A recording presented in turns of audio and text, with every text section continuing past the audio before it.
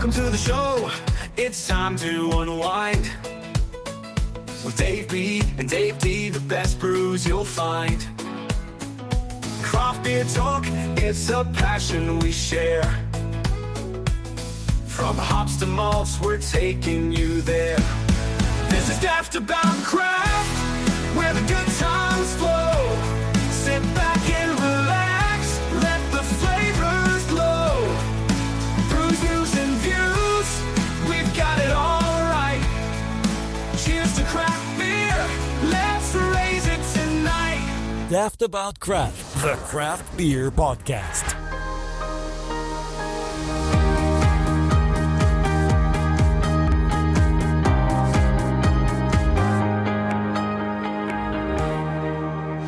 We're coming to you from a heatwave, the fourth heatwave of the year. Welcome to Daftaboutcraft. This is me, Dave D. And me, Dave B. One of the beers we've got on this episode, Dave, is really apt for a heatwave, isn't it? Well, its name is, anyway. The Hyper Tripe beer is most definitely at least apt name-wise because it is Choc Ice, and it is by Pillars, and this is a beer that they put out every year. It's an Eisbock. It was one where it popped up and we thought we'd really like to try this, and Pillars couldn't have been more helpful about telling us not only about that beer but about what else is coming up for them, and just being all round good guys. So we're looking forward to a Choc Ice later on. I've got a sunshine beer in Brew To Me, and our interview this time is a really interesting one because we're chatting with 4 students of Heriot-Watt University who've teamed up with Stewart Brewing under the guise of Natural Selection Brewing, which happens every year, to brew a beer. It's fascinating, Dave. It really was. It was, I don't think either of us quite knew what to expect, but what we got, it was sort of a snapshot of all the various paths you could go down and how to create a beer from scratch, and then market said beer, and then sell said beer. And the beer itself is a bit different, and it really works for being a bit different. So that's coming up. We've also got Tried and Tested, lots of chat along the way, but we'll kick off as we always do with Brew To Me, where we try a beer from a brewery that hasn't crossed our path before. Dave, where are you going? I am going to Woodshedding Brewery in Somerset on a farm. I found one of their beers for sale on a bottle shop, and I thought, I've not had these guys. So I picked it up and then got hold of them and just said, I've got your table beer. I'm going to use it if that's all right. If you want to send us a voice note and tell us a bit about yourselves. And Adrian very kindly said, no, don't do that. Let me send you some different ones instead, and you can have these as a different snapshot of what we actually do. So instead, very kindly sent 6 beers along, quite different, and I am going for the Landbier, which is 4.6%. Now, I'm not trying to talk down, Dave. Would you say you know what a Landbier is? No, I was waiting for the explanation, actually, so no, kick on. Okay, so a Landbier is a lager in style-ish. So it's German style, and it's very vague. What it basically translates to is country beer, and it's sort of a bit of a catch-all almost. So usually low ABV and pale, maybe lager style, maybe pale ale style. That's about the size of it. It's been brewed using regeneratively grown grains, which is something we're increasingly finding, isn't it? This sounds, by the way you've described it, as a beer that should be right up your street. You should be loving this. I do like Landbiers. Not a style you see that often over here, very prevalent in Germany. It's poured really nicely, slightly hazy, decent head, definitely a lager smell to it. Pilsner, grassy, yeasty. Yeah, bready, yeah, definitely. You touched on it already about how we're broadcasting yet another heatwave, and this is spot on for it. Not overcomplicated at all. Cold, clean, slight hint of bitterness at the end on the second gulp. This will go down a treat. Woodshedding, are all of their beers sort of German influenced?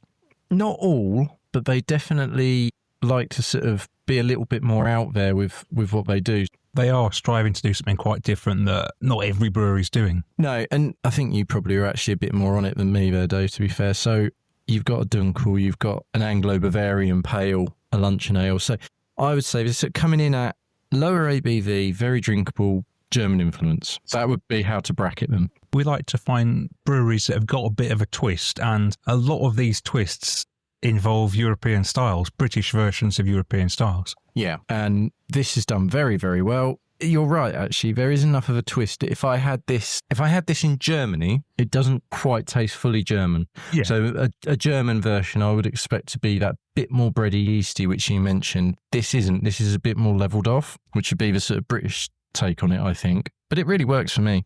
Excellent. Well, that's a good start then. Yeah, and we can now hear from Adrian, who can explain a bit more about woodshedding. Landbier is probably the best example of our beers in terms of, well, if not the narrative, the name itself, Landbier. We create beers that are an expression of the land. The farmers grow these grains without all the chemical inputs, and primarily to rebuild, regenerate, promote soil health. With that in mind, the types of grains that tend to be better at doing that are, in the case of the plumage art that we use, which is the bulk of our grist. It's the barley which is actually malted. That's a heritage variety, the oldest, the heritage varieties of barleys, which were developed specifically for the brewing world at our neighbours just up the road at Warminster Maltings. And then you have a modern cross-composite population wheat, which we use in its raw format, i.e.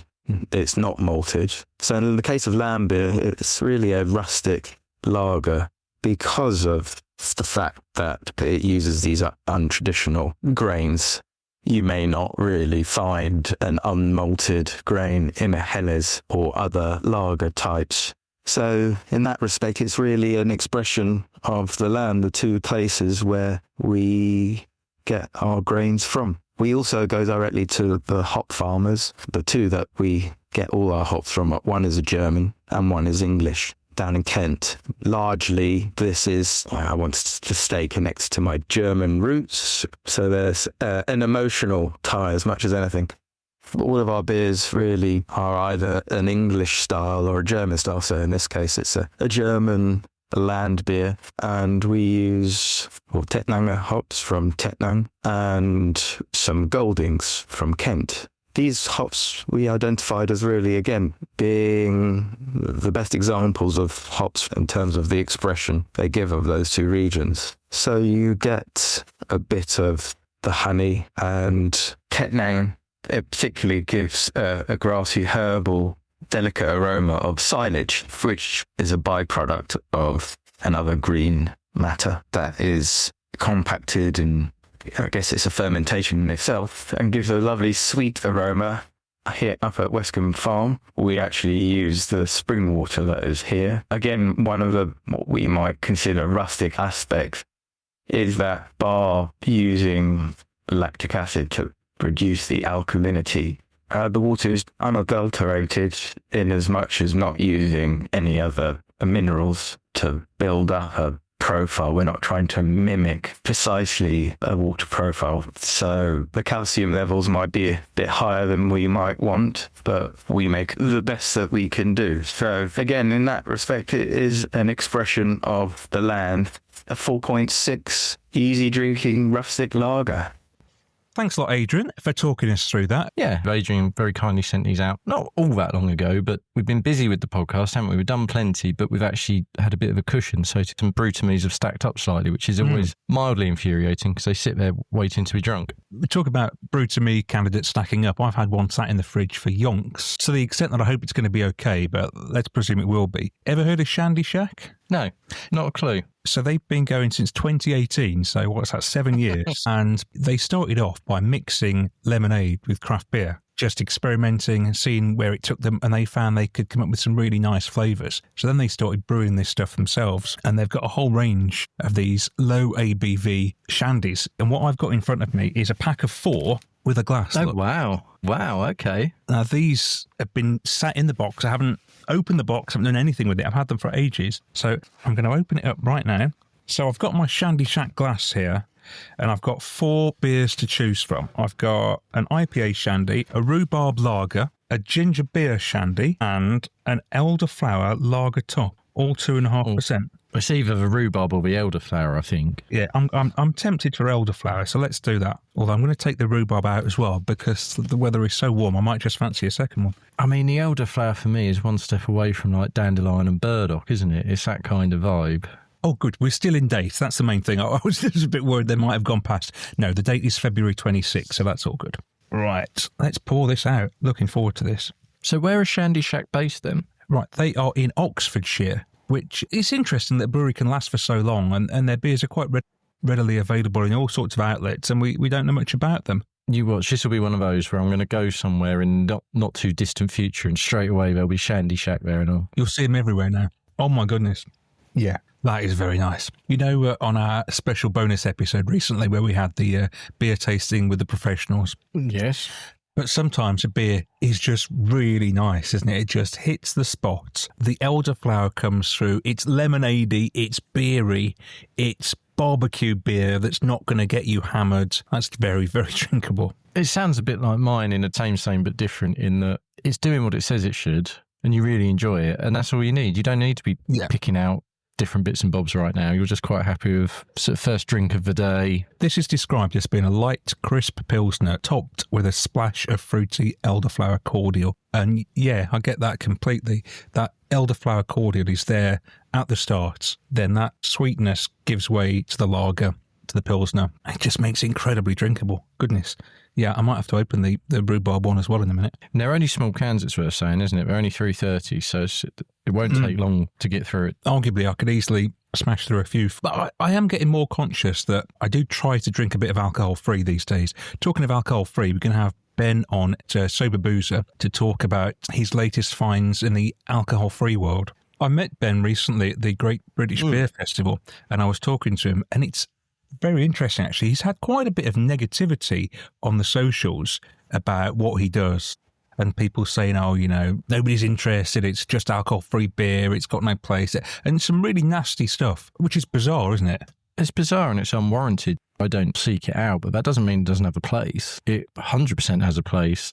You know, we've talked about Lisa when she ferries you around from time to time, and if she's disappointed when the offering is just Coke, you know, there are people that will drink beer quite merrily. And when we did it, I enjoyed the one I had from Beak. It was a perfectly nice beer, but it just doesn't turn me on enough to go and buy that beer instead of buying the full fat version. Other people, you know, Ben, for example, he doesn't have the luxury that we do in that sense because he's very openly, you know, talked about how he's an alcoholic, and he can't be the only one in that situation. And that's just one scenario. Lisa isn't, you know, your designated driver is another scenario. There's loads of people out there who do like the stuff. So typical online nonsense for me. What was really impressive at the Great British Beer Festival at the NEC was they actually had an alcohol-free bar. A few beers on draft and various bottles and cans in the fridges as well. I thought that was a really nice touch. And how busy was it? I think what people were doing was they were going up and they'd have a few beers and then they'd cleanse the palate with an alcohol-free beer. Yeah. See, again, there's a perfectly good place for it. Anyway, we digress slightly. We do. Let's hear from Shandy Shack and they can tell us a bit more about what they do down there in Oxfordshire. Hello there, Dave and Dave. Thank you so much for trialing the Shandy Shack products on the podcast. It's Will here. I'm the sales lead and sort of first employee for Shandy Shack. We were started in 2018 in our own hand-built shack on wheels called the Shandy Shack, founded by Tom, Ed and Fred. Tom and Fred were both doctors and saw sort of the negative effects of alcohol. And all three of the team kind of realized that they want a sessionable craft beer that is just a lower alcohol and can be an outlet for people looking to cut back, pace themselves, or simply kind of just wanting something a bit more sessionable without importantly compromising on the flavor. We have built a range of the most inclusive craft beer you can think of. So they are vegan, gluten-free, lower calorie. They all, as of a couple of weeks ago, have a great taste award.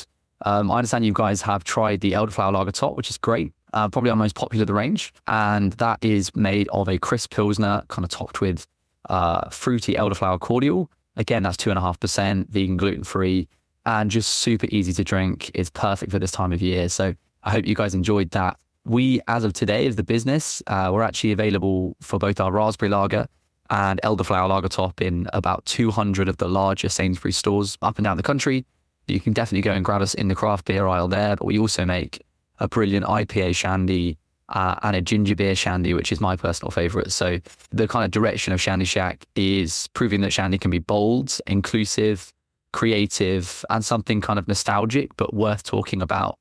In the same right that a Radler in Germany, a Demi Pêche in Belgium or France, and a Clara in Spain can be a perfectly acceptable, sessionable, and refreshing light tipple for this time of year. So kind of started from three mates with a good, humble mission. And it's a lineup of shandies that you'd actually want to be seen with and engage with. So we're bringing shandy back, baby. And thank you for covering us on the podcast. I hope you guys are well. And yeah, any questions, feel free to get in touch with our Instagram, which is shandy.shack, or cheers@shandyshack.co.uk, which is our main website. So cheers, guys. All the best. See you soon.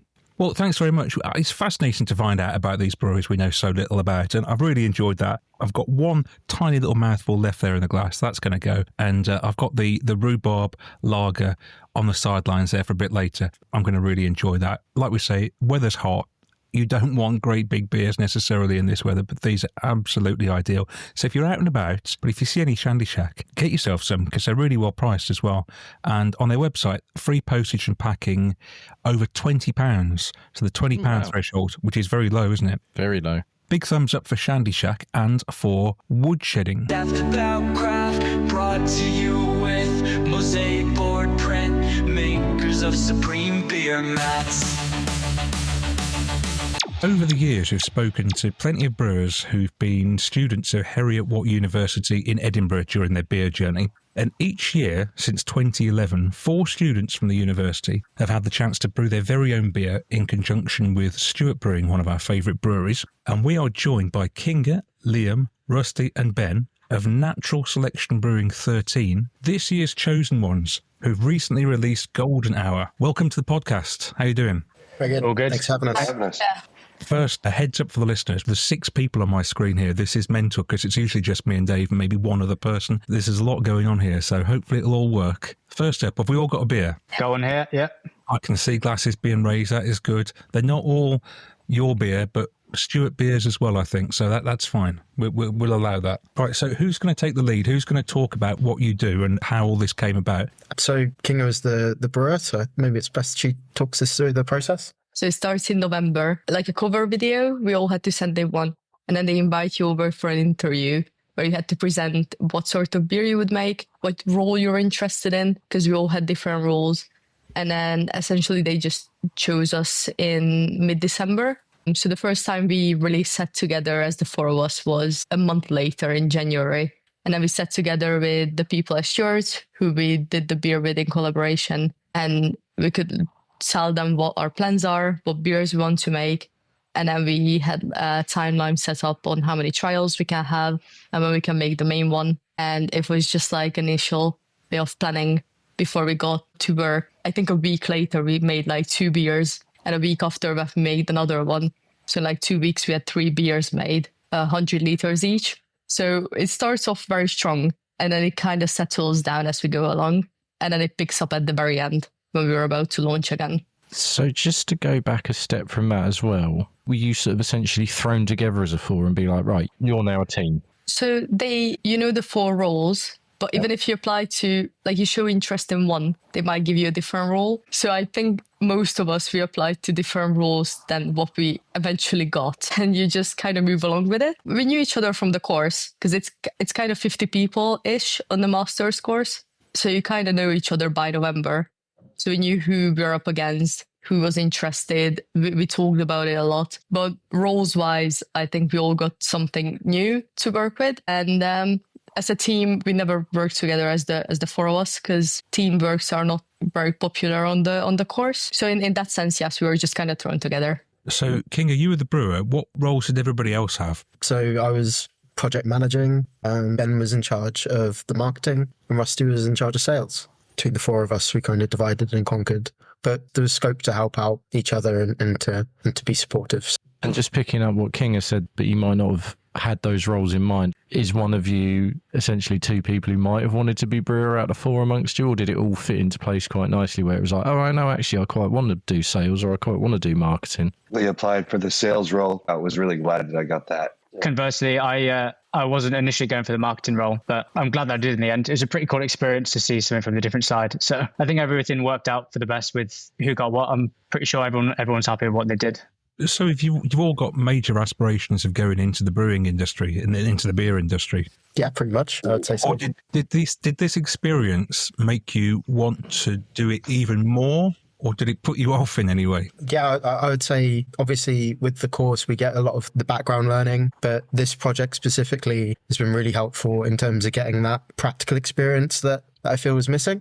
So you almost get the best of both worlds in terms of the project and the university lectures. So it kind of all pieces together. Once you get a taste of getting to release your own product and go through the whole process of what having your own brewery is like, it makes me even more excited to work in the industry. So it definitely not put me off it by doing this project. Do you want to have your own brewery? Do you want to work for somebody else? Are we looking at 4 potential new breweries here at somewhere down the line, or are you happy to work for somebody else? What are the aspirations? A lot of breweries in the past, or just before coming here for the Masters and seeing how hard it is to get one started and how competitive it can be.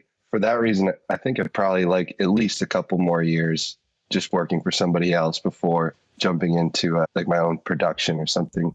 But that would be really cool down the line. And what about the rest of you? I think just getting a bit of experience under our belts, kind of having a little bit more planning behind it. I think the finances as well are obviously super tough. So a few years to learn professionally and to build up a bit of finances. But it's something I'd love to do down the road. What's interesting here as well is that we've got a really wide geographical spread of people by the sounds of it. Rusty, where are you from first? That's the most obvious one. I'm from Maine in the US originally. Yeah, I'd picked up on the fact there was definitely an international flavour to the 4 of you, but would you be looking to go back home to carry on in the industry, or have you done enough over here in Scotland and England, etc., and would want to stay here? What are you guys thinking, or is it where the opportunities are? I'm able to stay here on a visa for 2 more years if I were to get a job. And yeah, I'm still looking around, and I love the UK and would definitely stay here, like anywhere in the country, but it's looking like I might go back to the US for at least a little bit. And Kinga, whereabouts are you from? I'm from Hungary. Okay. Tell us about the beer scene in Hungary.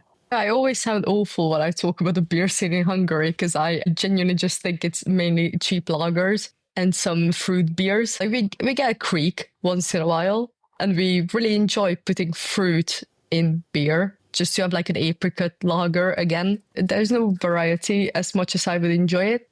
A couple of craft breweries, but they're not that big.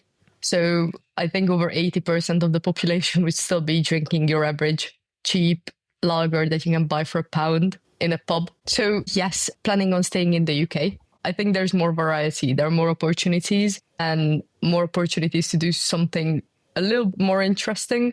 Because even if you do something interesting here, I don't think the audience is just there yet to take in something new that goes beyond what they are used to.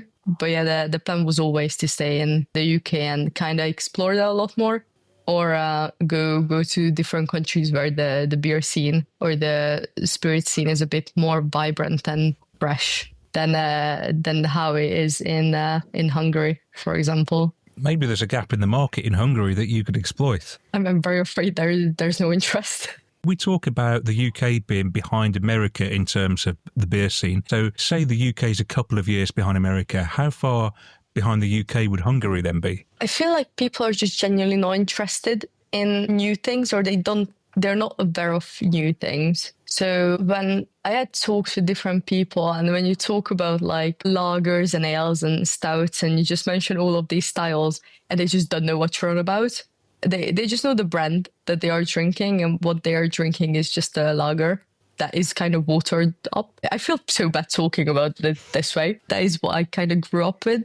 So for me, being in Scotland or in England and drinking some cask ales is such a nice experience. There's so much variety and so many craft breweries bringing up their own things, their own interpretations of like classic styles. That is so nice. Whereas I live in Budapest when I'm in Hungary, so that's where you would get your craft breweries.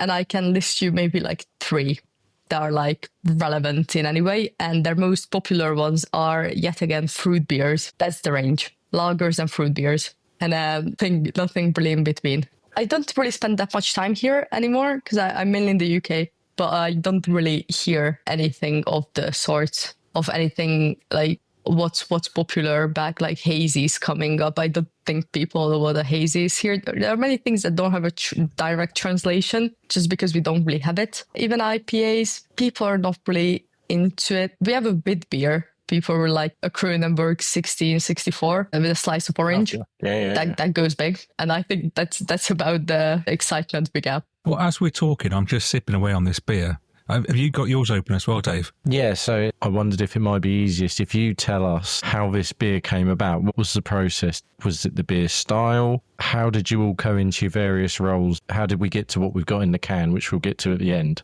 So basically, we started out in January. We sat down, short discussion, basically, what style are we going to brew? That was the main question. We had 3 recipes that we like. We kind of had a base blonde with the rooibos that kind of eventually went to launch. And then up against it, we also had a Schwarzbier and a Kolsch. We ended up, after they all fermented and we tasted, it's a bit of a team chat around which style we wanted to pursue and which one we thought had like the most legs. We felt that the blonde ale had the most potential and made the most sense for a limited edition beer. So that was what we ended up progressing with. So it ended up just being recipe changes, a couple more trials before eventually scaling up to the big kit and brewing in May. Yeah, we had 5 trial brews on the craft beer kitchen at Stewart.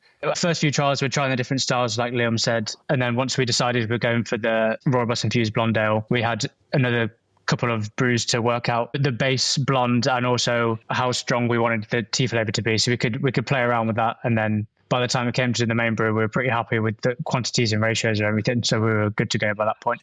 So those initial brews were 100 litres. The final brew, the main batch, what size batch was it? That was 5,000 litres. Wow, jeez. That's impressive. I know. Wow. It's quite the scale up from a little, kind of like a home brew setup almost, to go in. They just chucked us on the main kit and we used a full vessel for the 5,000 litres. So yeah. Wow. Dave nearly spat his drink out when you said that. He couldn't believe it. Yeah. And did that come with its own challenges as well? 5,000 litres. Had you perfected it at this point with 100 litres? You were sort of like, yeah, I think we'd nailed this. And then suddenly stepping up in size, did that present new challenges or did it translate quite nicely? I feel like it was a little bit easier just with like on the 5,000 liter kit versus the homebrew kit. Less can go wrong and less trial and error, things like that. I was incredibly stressed on the brew day. We only had 26 kilos of tea and we'd obviously figured out how to add it in 100 litres. Adding it in 5,000 was a different kettle of fish completely. So we ended up making the tea separately and adding it into the work kettle, and we carried it up the stairs 50 litres at a time. And I was just thinking the whole time, please no one drop this. It did get a bit sketchy at times, even just figuring out, because when you're doing it small scale, you can steep the tea quite easily. But when you're doing it on the large batch, we had to kind of on the fly a little bit work out how we're going to do that. And like say carrying 50 kilo vats up a flight of stairs was a bit sketchy, but it worked out in the end. Did anybody spill anything? No, we're all good. Wow, that's impressive.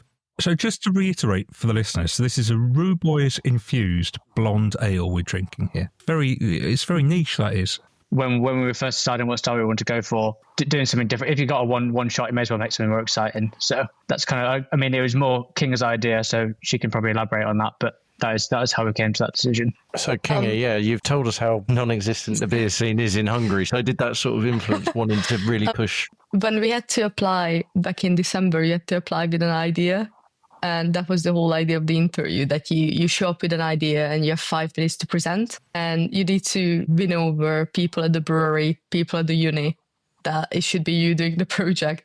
And I just wanted to do something that I would really enjoy, but also something that makes sense to me. So I applied with this. I wanted the blonde with the rooibos from the very first day because it just made sense. And I didn't understand why tea-infused beers are not a bigger thing. Because we infuse so many things in beer. Like we have the fruit ones, we have the coffee, like the vanilla stouts and the caramel donut, pale ales and all of these things. Like why are we not doing it with tea? Why is it not a big thing? They just make so much sense together, all these natural ingredients. And I looked it up and there were just homebrew sites mainly. So I just tried to convince everyone that we should just do this because it would make sense and they actually go together very well. And I really like a rooibos tea, even though it's not real tea. I feel like it's such a nice drink. It's caffeine-free naturally. It's grown in South Africa. It's kind of special on its own. And I genuinely feel like it goes very well with what we made. And it stands out because you go into a pub and you don't usually go tea infuse something. I think I've been into a pub only once where I've seen like a nettle infused. I think it was an IPA maybe. It was quite interesting, but the tea didn't come through as much as you would expect it. But it was a very nice bit because it was around February, March. So it gave us good pointers on how to put the tea in ours so it comes a bit through more. Or that actually works in a pub very well. No arguments here. Like we had a brief thing, I think, where we had some Earl Grey sort of inspired beers. I'm going back probably 4 or 5 years, and they didn't really take off. And then it's gone very quiet. So having a tea infused beer does stand out, regardless of who's brewed it. There's just no one else doing it at the moment, is there? And it is. We should just actually say, I'm already on my second can. This is really good. I love this. It's very, very different. And I guess that's exactly what you want to hear, because that's what you wanted to do, something that stands out. It stands out 100%. Rusty, you were sales. So you've got this very different beer. How did you sell it to people? Because it wouldn't necessarily be an easy sell, because it is so different. The plan was basically Stewart's has their list of buying accounts. They just gave me that list, and I went in and tried to catch the buyer in every single pub or bottle shop or event center, whatever, and just give them kind of a sales pitch. And Ben put together a sales sheet with pricing and packaging formats and everything. We were told that there would be maybe a little bit of pushback because of the tea thing is kind of different, like you were saying. But I would say the majority of accounts were saying things like, "Oh, wow, that's really neat. Yeah, we'll give it a try." Maybe it's some of like the real old head pubs that have said, that's maybe a tough sell for like the real classic drinkers. But I think another thing that helped sell it too was when we were giving out samples and things, we had a good split of cask and keg. Tastes good carbonated, but also tastes really good on cask. And I think people preferred it a little bit on keg. And Liam had a good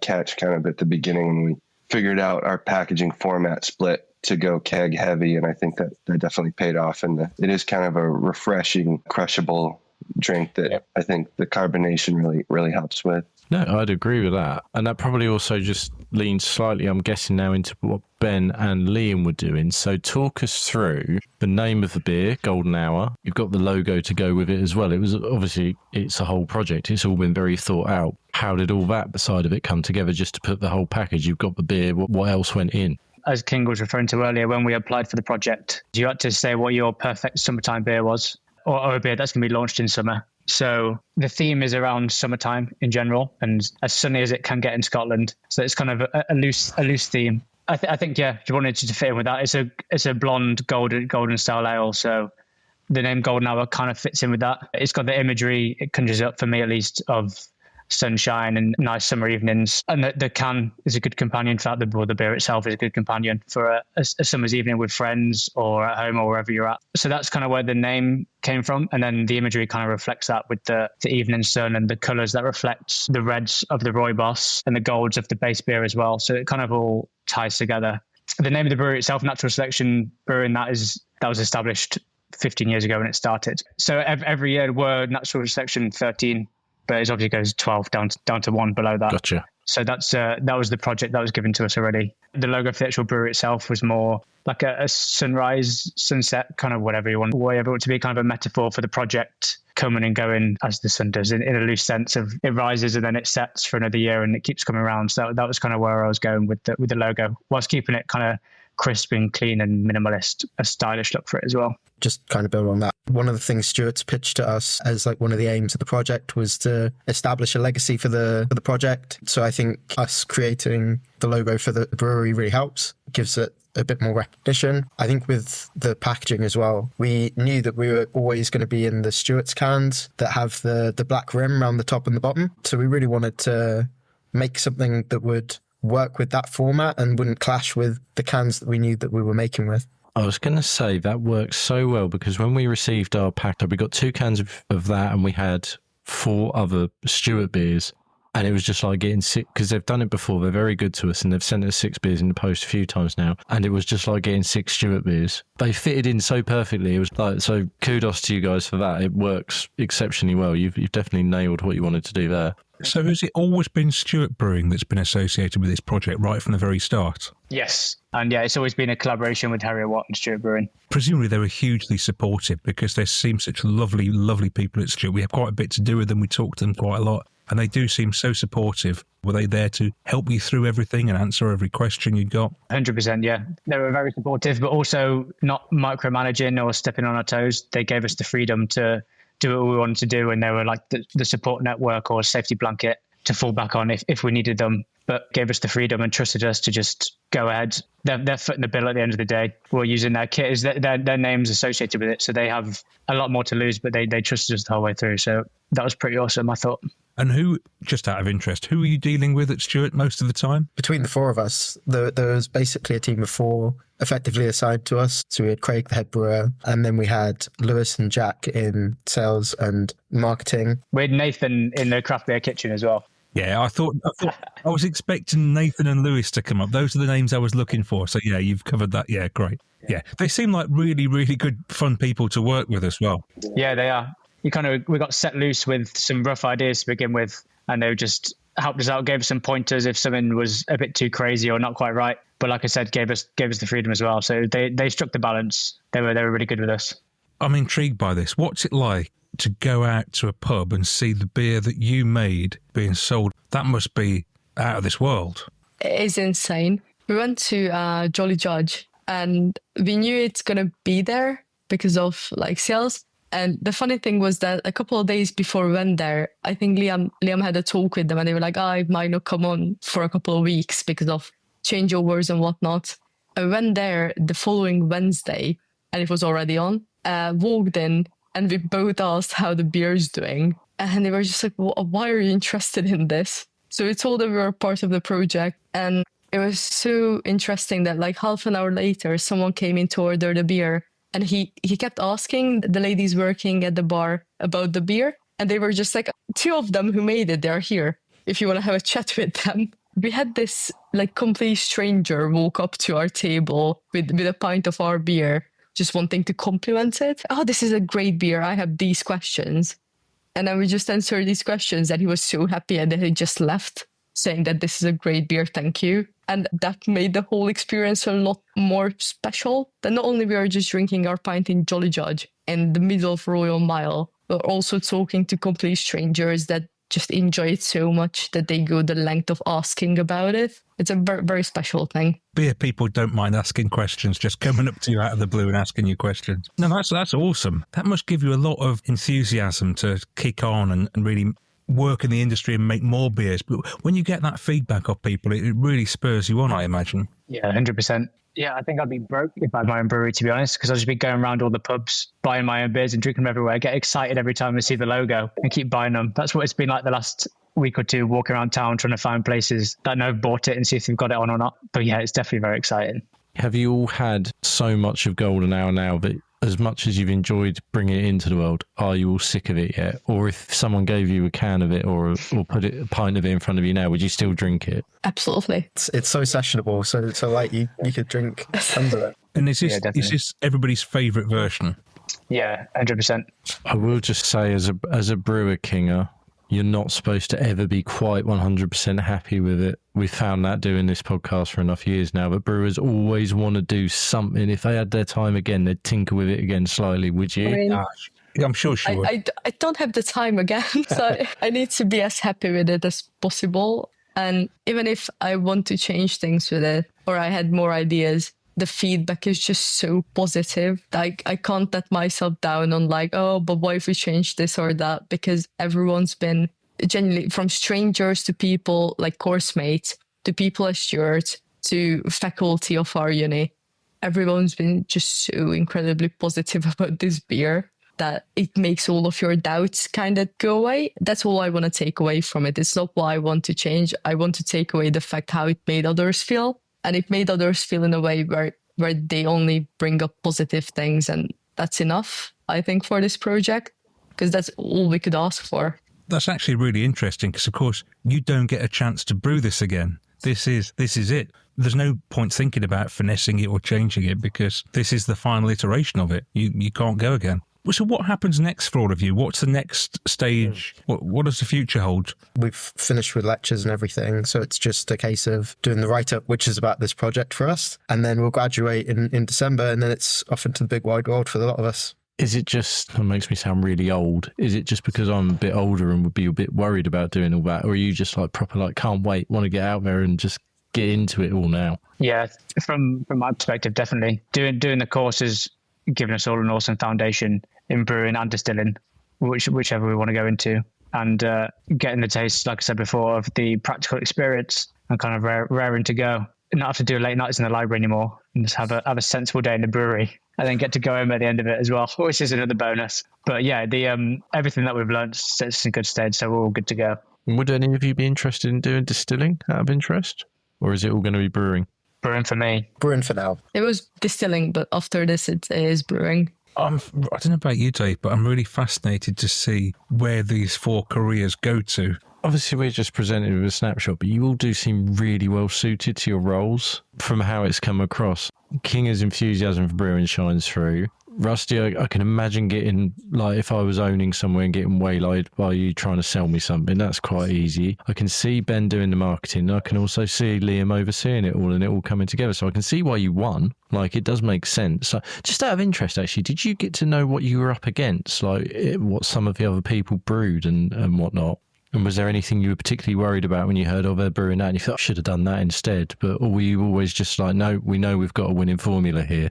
I think, the whole time we were doing the trials, we were constantly stressing about what other people were launching, because I know when we had this Kolsch recipe and Moonwake down the road were launching a Kolsch at a similar time. When it came to doing our launch event, a couple of other breweries also had a launch event on the same night, and it was just all a constant battle. But yeah, I think it worked out in the end. So really authentic and really real, very real world, actually. Because those are the sort of obstacles you face in the industry all the time. Yeah, the project as a whole, like, completely simulates what I have in your own places. Like, our roles cover most of the things you'd be covering in the brewery. So, and yeah, there's genuine competition. You're selling it to real pubs. Like, people don't have to buy it just because it's a student project. Like, I'm sure Rusty dealt with lots of it. People can just say no. So it is real, and there is real life challenges associated with it as well. You know, after the whole brew day had finished, did you have to clean everything up as well, as though it was your own brewery? In the test kitchens, yes. When we were on the big kit, the next shift comes in, we weighed out the malt for them so they could get on. But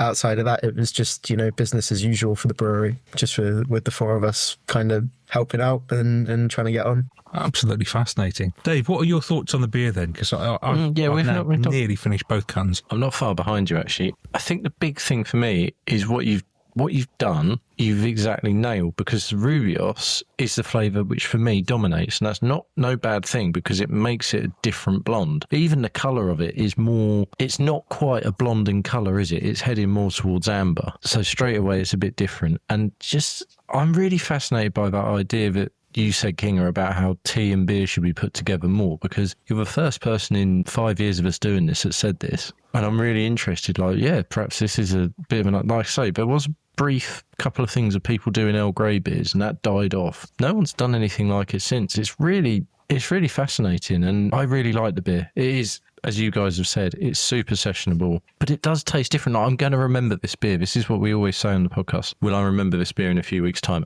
100%. I'd love to try it on keg. No, I really like it. It's a very well done beer, and it fits also really well with what Stuart do. It feels like a beer that they could have made themselves. Yeah, I mean, I would say that this beer in particular, in cask, you kind of get a bit more of the tea flavour, but then in keg, it's maybe a bit more similar to like drinking iced tea and kind of invokes that kind of thing. That's kind of the main difference, I would say. But yeah, the kind of, in cask, the dryness of the tea and the tannin feeling, it kind of really comes through. But then you also get King can tell you all about this. I feel like in cask, it's more in depth. Like when you drink it, the flavors come through more in depth than what they actually are. And when you cool it down, it really, like Liam said, it was more like an iced tea kind of vibe. They're both very sessionable, even in a can.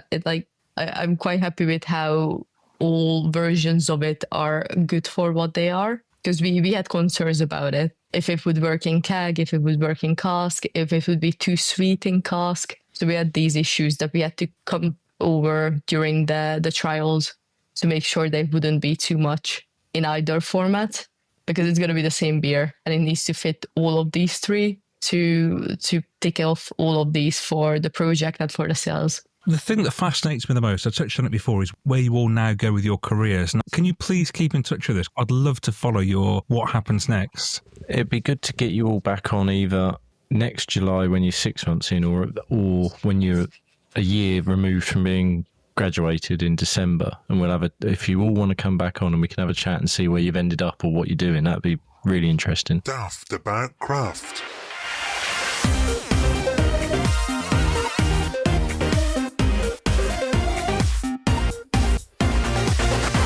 Right, Dave, how many beers have you drunk since our last episode? Quite a lot. Good. I don't know quite how that's transpired. It's probably very weather-based because it's been warm for so long. And yeah, it did get to a bit of a point where I was like, probably need to rein back. Not because I was having 8 or 9 in a night. It's consistently like 3. And it's like, yeah, that's quite a lot when you tot it up over a week. So anyway, yeah, a lot is the answer. So I have a lot of choice for tried or tested. Right. And that is where we are now, tried and tested, our favourite beer since we last spoke to you. What is your favourite one, Dave? The one I liked the most was by the, sadly, soon to be, not defunct, but in hibernation, I guess, Little Earth Project, who's revealed probably a couple of months ago that they were going to wind down production. But the pub where they're based in Edwardstone, the White Horse, will continue. And I was there a few days ago. And they've still got plenty of air stuff available, so I had to make sure to have some. And I had, as well as a grisette, which was very nice, the beer was Red Tripper, which is farmhouse IPA. They weren't messing around with this one. It's 11.3%. It was only available in thirds, and it only needed to be available in thirds. And it was red. It poured red, smelt like sherry, tasted a bit like sherry as well, but in a really good, boozy way. There was probably some other bits and bobs I could pick out from it if I had it again, but at the time I just enjoyed it a bit too much, and sherry was a pervading thing for me. Just a really good example of why when they do stop brewing, they're going to be a miss for the scene, because I think they've inspired a few other people with the white, wild style of brewing. And yeah, just a really good example of a Little Earth Project beer. They're going to leave quite a legacy behind them, I think, aren't they, Little Earth Project? Yeah, and I'm hoping it's sort of, the way they worded it would give me hope that perhaps it's going to come back in the future, maybe in a different guise or something, because it'd be a shame for them to never do it again, because Tom is a very good brewer. Little Earth Fest as well, I hope that's carrying on. I've not made it to it yet, but I know it's always very well received. So it's a shame, but it was a reminder of just how good they are. Excellent. Any other contenders knocking on the door for you, Dave, that didn't quite make it? I had a look through, and I will say, generally the quality of beers these days is very good now. You struggle to get bad, and it's just separating out average from above average. Tubby Custard by Pretty Decent Beer, that was good. What else? That's a great name. They did that, and they did a play on Bernard's Watch, which was Bernard's Apple Watch. Now, unfortunately, I kicked that over. It was a night when Bob was a bit of a pain, and I'd only had a little bit of it, and then came downstairs and kicked it over, which rather so I wasn't able to give it a proper review. Oh, and again, bit of it all fell into place. It was a lovely occasion in the sense that Katie and I got to go out and have a meal to ourselves and a few hours to ourselves, which we tried before and it hadn't quite come off. Went down the road. Now, down the road, 30 seconds down the road, there is a pub, the Fountain in Tuddenham, very food-based pub, and got taken over. And I've been disappointed so far that they've not really leaned into the beer, although apparently there is a beer festival coming towards the end of the year, which I've offered my services to help with. And the beer I had was from Ossett, and I was really surprised to see Ossett all the way down in deepest Suffolk. And it was Silver King, which is an American pale. That on cask was really, really good. But as I say, it did feed into what was happening at the time. That would be my other one. Excellent. Well, it's nice if I've got so many to pick from. And of course, you might get onto it, but we sampled beers together, didn't we? We did. We actually managed to meet up for about the first time in how many years? A couple of years? A couple of years. And we found ourselves at Artifacts in your neck of the woods down in Suffolk for their annual events, their annual beer festival down there, which was very nice, very good fun. Had some great beers there. And it was really well attended as well, wasn't it? I felt so sorry for them because it was the one weekend where it had been brilliant weather continuously, and then that weekend in question was just a bit iffy. Yeah, but people still attended. Free event to attend. Nothing but Artifact beers on, of which there were double digits. Got to see yourself and Lisa. And you looked after Ruby a lot, I looked after Bob a lot, so still didn't quite feel like we got to meet up properly in some ways, but it was nice to sit and have some beers with you. And well, actually, one of my favourite beers since we last spoke is an Artifact beer as well. I had just a couple of days ago. It's been in the fridge for ages. They're amplified mild, 5.3%, I think it is. That is really good. Like I say, it's been in the fridge for a good while. I don't know long, but a good few months. And I poured it out and it was so vibrant, and that head stayed with it all the way throughout. It was really, really, it tasted great. And I've often slagged milds off on the podcast saying it's just brown, foamy water that isn't very nice. But this is a real modern twist on a mild. Really, really good. But that's not my favourite beer. My favourite beer goes to one from Indian Brewery in Birmingham, my neck of the woods. Now, they have got 2 premises in Birmingham. The one under the arches at Snow Hill, and just round the corner, their main brewery Tap, which is where I was. And I had Crane Hook, which is a New Zealand IPA. It's a favourite beer of mine. I've had it before quite a few times. But on this occasion, this blew the roof off any previous version of it. It was so, so good. And Jay, the brewer there, he'd recommended I try it when I went, so I did. And I can see why he recommended it, because I don't know what he's done to it. I did ask him and he wouldn't tell me, but he's done something and it was awesome. Just perfect. Fruity, full. Man, I could drink it for days. Really, really good. Paired it up with one of their buttermilk chicken pizzas. Excellent. So big thumbs up to Indian Brewery there and Crane Hook. And now it's time for Hype or Tripe. We're going to ask the words, is it hype or tripe? For one of our most popular parts of the podcast. People really enjoy this bit. And we basically try a beer that's doing the rounds and ask, is it good, is it bad, is it hype or tripe? And the beer in question this time comes from London legends, Pillars.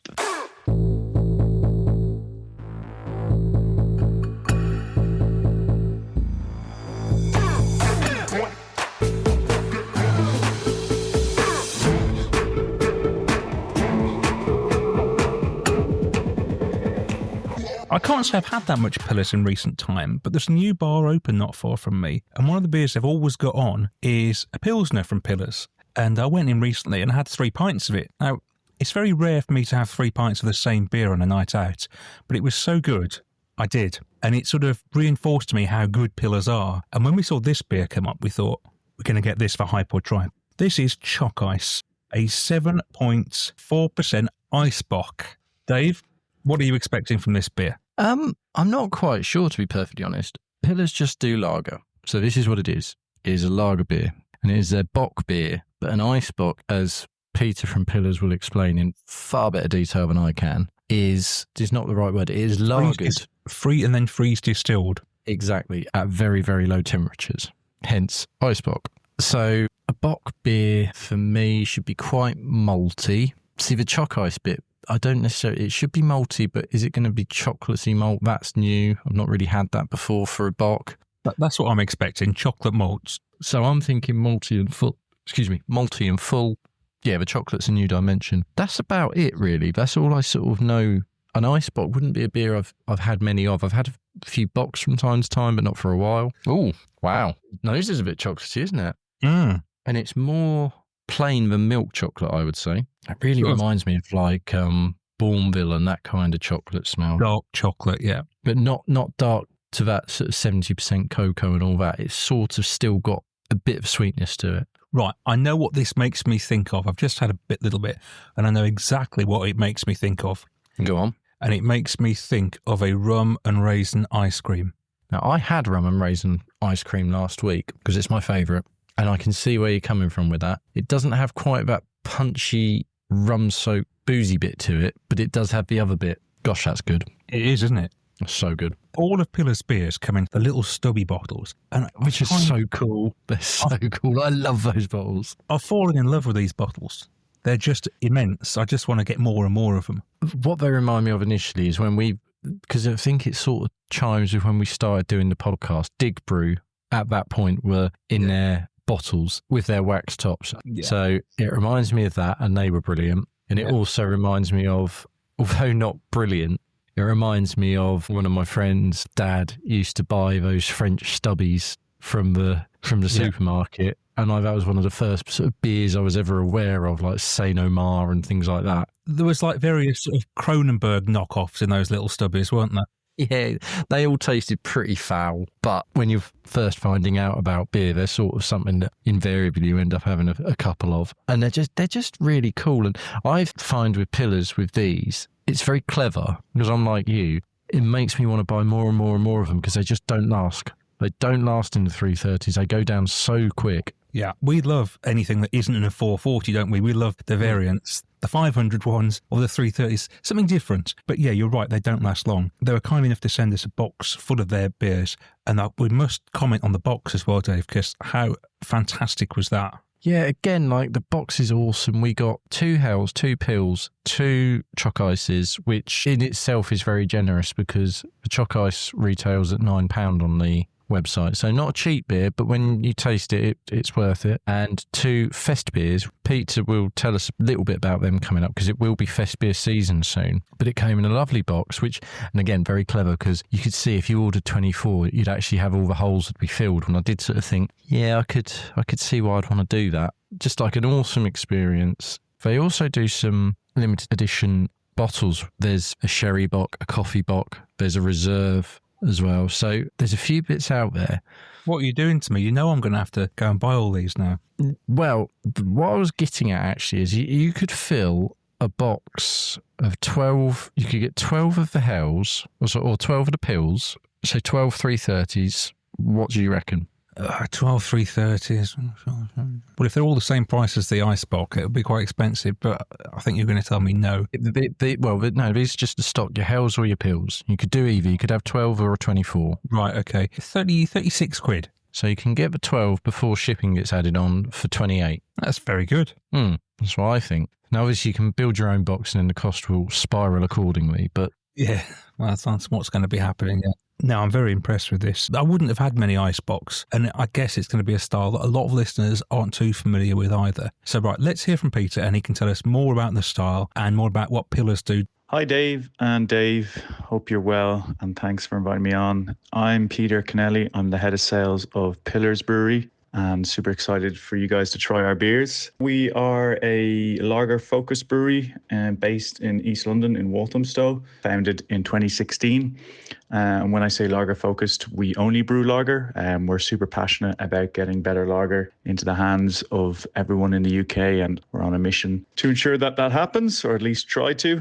Yeah, we're a family-run independent brewery, and I say family-run because literally the 4 founders, 3 of which are brothers, and one of them is a really good mate. And we've sent you guys up some beers I'm really excited for you guys to try. See a few of our core range, a sneak peek at our latest special Fest beer, but also what I think you're most excited to try is our Choc Ice. Which is a really unique beer. For those that don't know, at Pillars, we produce a Eisbock every year. We're the only brewer in the UK to make an Eisbock. And what an Eisbock is it's a freeze distilled or freeze concentrated lager, a very old style of German style lager, where essentially we brew a Doppelbock, which is a strong brown to dark German lager that normally comes in around 6, maybe 6.5%. Which is an iconic beer style that was drunk by many monks back in the day when they're fasting, because it's a highly calorific beer and will get them through the day, maybe a little bit wobbly, but they get through nonetheless. And what we do with this Doppelbock is then we freeze it. So we put it in one of our tanks, we cross our fingers and hope the tank doesn't explode and get it down to about -6 degrees. And what that does is separates the water and the alcohol. And what we're left with when we get rid of that boring water is a more concentrated Doppelbock, and in turn an Eisbock. Previous iterations of Eisbock have ranged from 8.5 to 7.5% ABV. So what we did with this year's Eisbock is quite cool. After we separate the water and the alcohol, we condition it for about 6 months. So it's a beer that takes a lot of time and a lot of care and love. Like all our lagers, to be honest. We always say if you want to make money in beer, don't brew lager. But yeah, it's very unique style. And what we've done with this version of Eisbock, or this Choc Ice, which you have, is that we siphoned off a little bit, and for 72 hours we steeped it with Land